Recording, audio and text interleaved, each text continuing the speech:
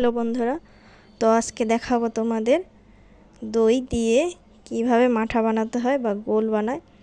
তো এখন আমি নিয়েছি টক দই আর পরিমাণ মতো জল, তারপরে দিয়ে দিব চিনি, যে যেমন মিষ্টি খাওয়া ঠিক তেমন চিনি দিয়ে দিবে। তারপর দিয়ে দিলাম আমি 2 চামচ লবণ। লবণটা দিলে মাঠা খুব খেতে ভালো লাগে। আর দিয়ে দিব হচ্ছে একটা লেবু, আস্ত লেবু এখানে আমি দিয়ে দেব।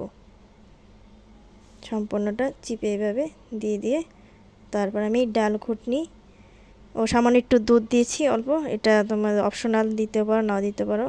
তারপর আমি ডাল ঘুটনি দিয়ে ভালোভাবে ঘুটিয়ে নিয়েছি। দেখো কতটা স্মুদি হয়েছে আর কতটা সুন্দর, খেতে কিন্তু দারুণ।